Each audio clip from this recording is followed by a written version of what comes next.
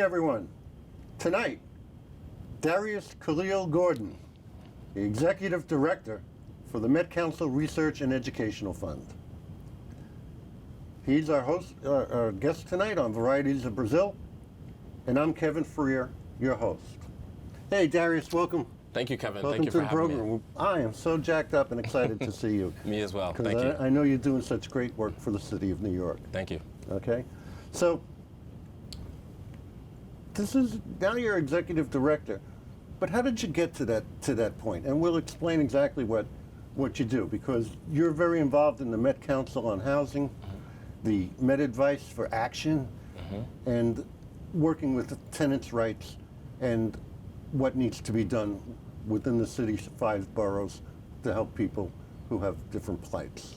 That's correct, Kevin. Yeah. Yeah. So how did you get to that point? Yeah, so originally I'm from Washington, D.C., born and raised. My mom was a civil rights attorney. She worked at the Library of Congress. Until I was 14, she met a former Black Panther.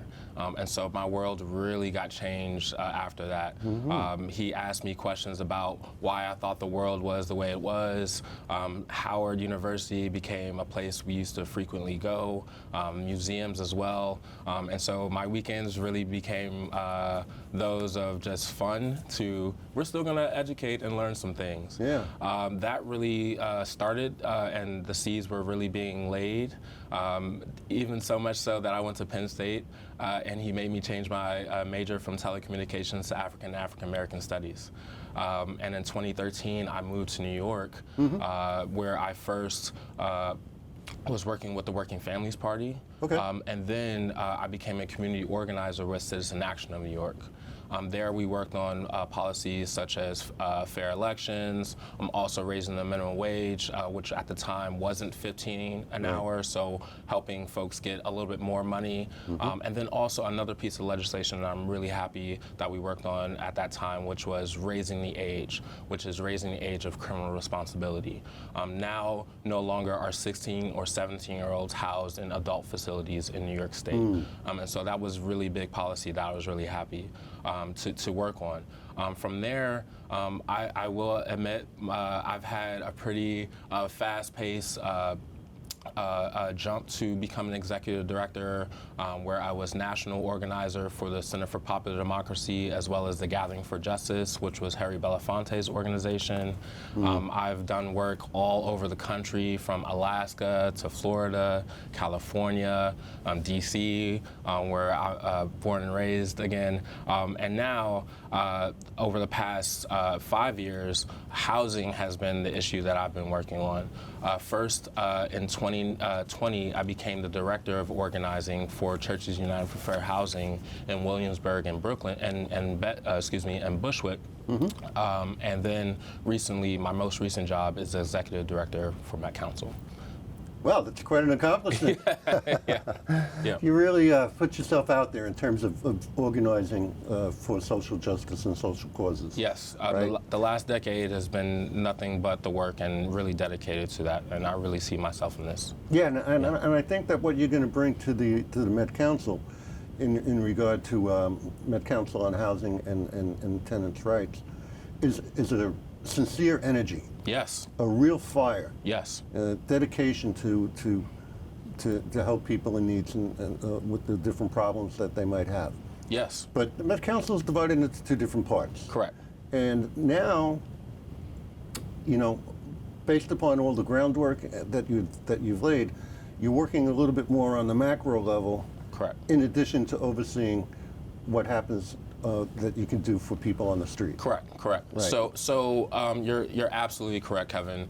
Met Council Research and Education is our 501c3 portion of the organization, and Met Council Action is our 501c4 portion of the organization. Now, for those who might not know the differences between those, I'll start with just the 501c3, which is our issue-based side of work.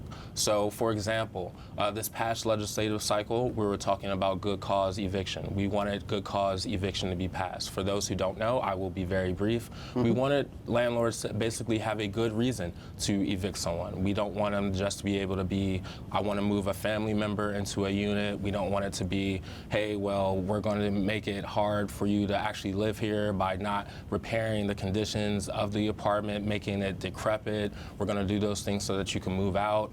Maybe you are paying a certain amount, we want to hire. And so we just wanted a good reason for landlords to get to evict a tenant. We did not get that passed. We were not successful with that. Okay, However, we'll get to that in a minute. we will get to that. However, how we go about talking about the issue is what I really want to focus on. Okay. So the issue, good cause, we can educate people. We can talk about it on a C3. We can talk about the issue.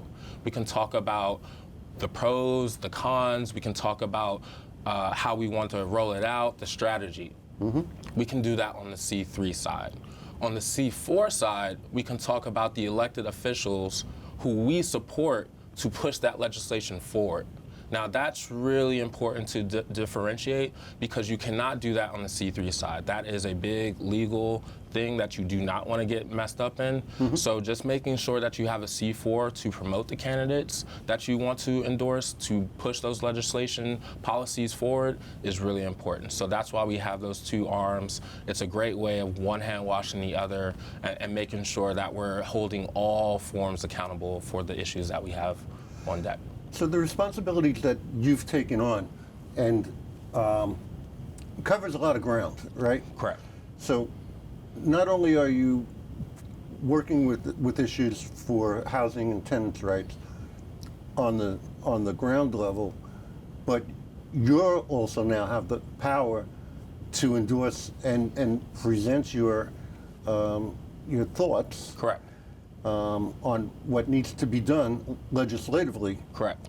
In the electoral process by endorsing various candidates and having to see if they can push legislation through to make changes that are radically needed within the community in the 5 boroughs of Manhattan. That's correct, Kevin. We understand tenant organizing is very important. Understanding that building by building, we want to make sure that you have repairs. We want to make sure that you have heat and hot water. All those decent things that actually you deserve. They aren't things that, are cherry on top policies. These are things that every human, especially in New York City, deserves. So we want to make sure that you have those things. But we don't want to do it on just an individual by building. That would take a lifetime and then some. So sometimes you have to create the macro policies that you were just talking about earlier to actually kind of move a lot of things forward, as opposed to just these incremental steps. And so while we're doing both, we want to make sure that everything is, again, being covered. So having that fight in City Hall and in Albany, as well as having those building by building fights with the landlords, and making sure that those micro things are also handled as well. So there's a reciprocity between all this, right? Yes. So you conduct tenant councils, you conduct surveys, and you make presentations before the rent guideline boards? Yes. So we do know your rights trainings for tenants. These can be around housing court issues that tenants might be facing. This can be around what your landlord can or cannot tell you. This can be that we know a lot of people, when they don't know, are taken advantage of. And so we want to make sure that you, as the tenant, have rights and know your rights. And you show them through how to form tenant associations. Correct. And by forming tenant associations, that opens them up to legal representation through the City of New York's services. Correct. So some of the work that we do does take on that legal ramifications that you were talking about, Kevin. We work with Manhattan Legal Services, NIMIC, HUD, some of these other big housing institutions here in the city. And in relation, they do HP cases. Now, these aren't on an individual case by case, but on a group action. And again, the reason why we're forming these tenant councils is important, because we're working ourselves out of a job. We, at the end of the day, we want to build you up to be the best leader that you can be. Exactly. And that's really important. By taking care of the issues. Yes. And being able to point to that and be able to gather other people who are in need. Correct. And be able to help them. Correct. So. This is a city of 10 million people, excuse me. Yeah. We all going through something similar. That's for sure. So, you've been working on some things that kind of creatively, like what you have things like the walk-in clinic and the newsletter. What are you doing? Yeah. So, great question. So, there are a few different ways that we're trying to just build bridges all across the city. With our walk-in clinics, which right now are in the Heights and Inwood, which are Upper Manhattan. And we're going to start some more this fall, so actually be on the lookout for that. If you want to find out, make sure that you can either call our hotline or you can visit our website, metcouncilandhousing.org. Okay. So definitely find the information there. But yes, the walk-in clinics are something that we're really excited about. We also have a hotline that runs 4 days a week.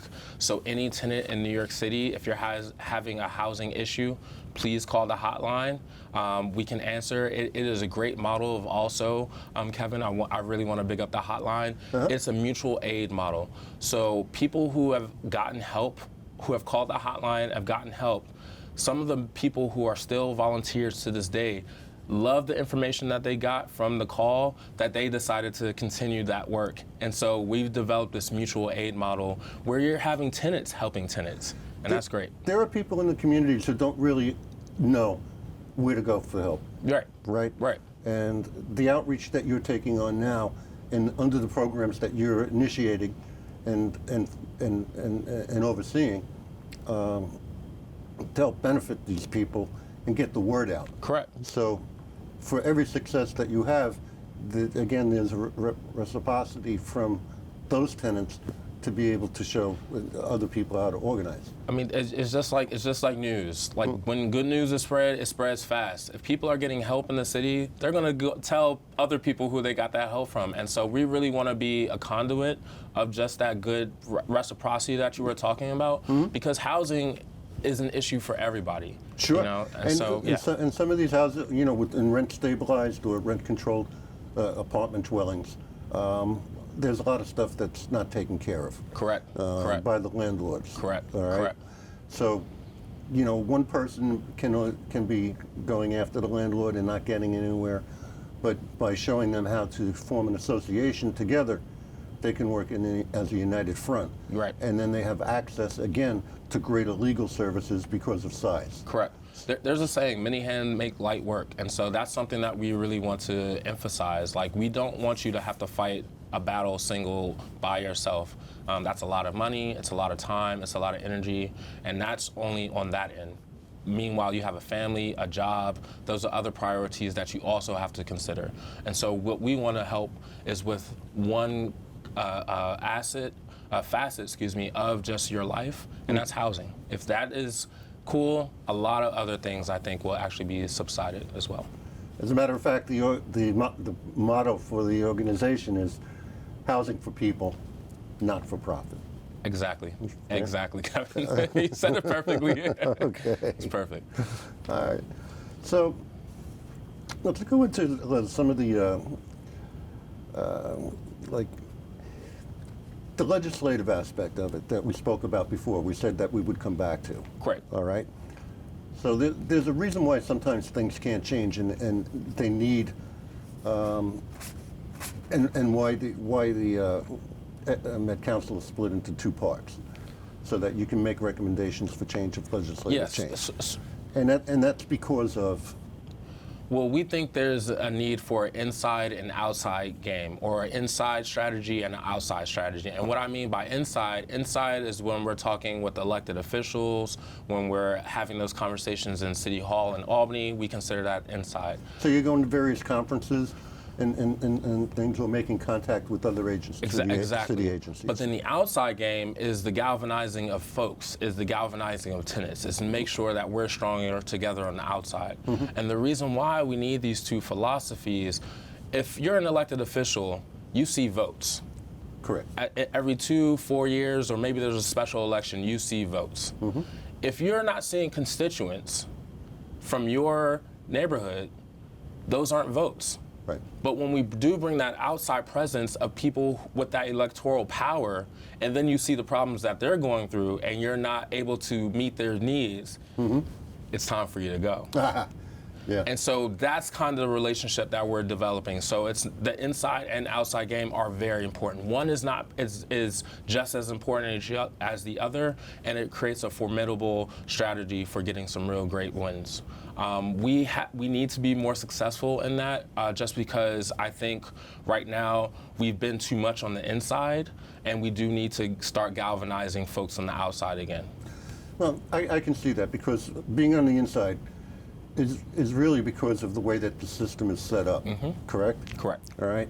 The legislative aspect is from the state, and the state makes the legislation in regard to a lot of housing. Correct. Right. Correct. So. So, and this is, again, I'm originally from D.C., and we have the same issue in D.C. We don't have representation in the nation's capital because we're not a state. And New York is the same way, where folks or elected officials in Ithaca and Syracuse are telling New York City how things are run. And so that also creates barriers, or creates more time for things to actually get passed, because there's more people to actually talk to. There's more folks who have to sway and coax over to the legislation that you're trying to pass. And so that does create a lot of... So I think it's important that we also bring out, from what you told me, that in this regard, as we just talked about, the state really controls the budgets that would come down, and basically tells New York City what it's going to do and what it's not going to do. Yes. Okay? But we don't have, for folks at home, we don't have home rule. No, we do not. As the word in New York, all right? Yes. As Darius explained, because a lot of people or representatives from other parts of New York State are telling New York City what they can have and can't have. Correct. All right? Correct. But you also said that you're not looking for it to change.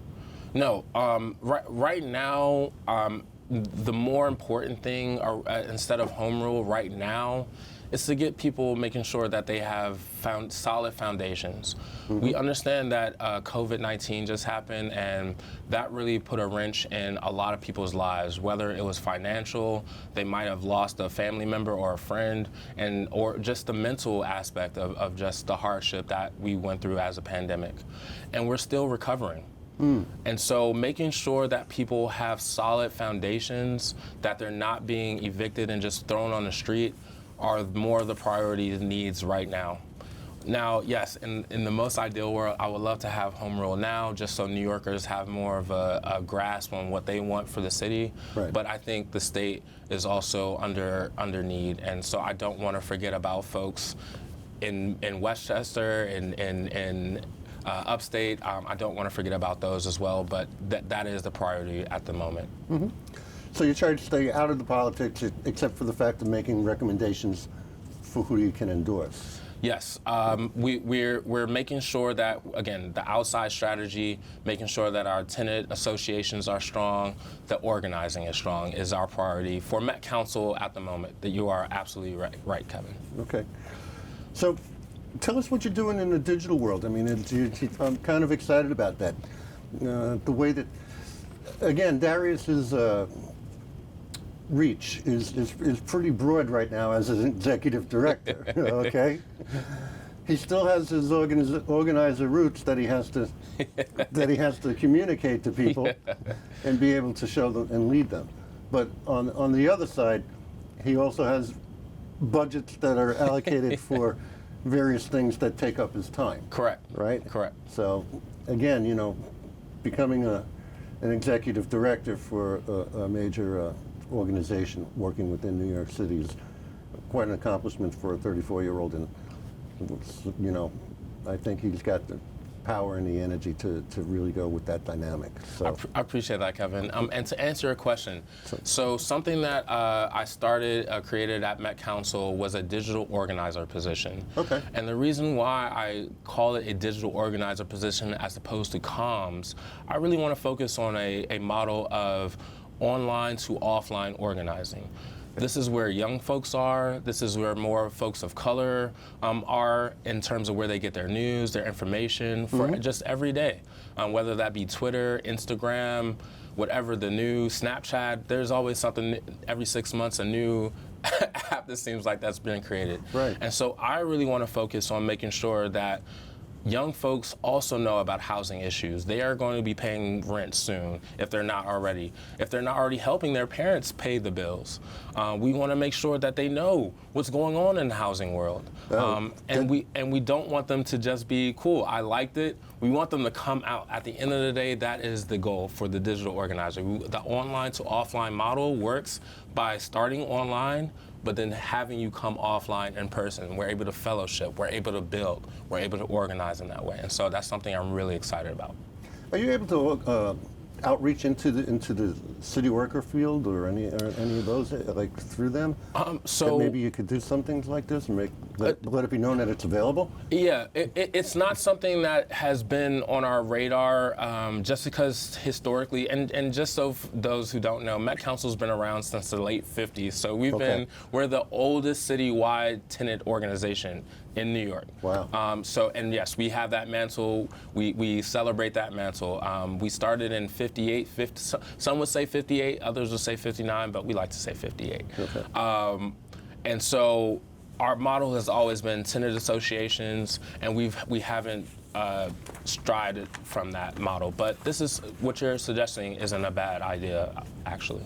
Yeah, because some of these city workers live Right. in housing in New York City. And just working in labor and housing, those should be hand in hand. So working with more unions and things of that nature. It's not a far-fetched idea. It's actually a very common idea. We just need to do the process and get those conversations started.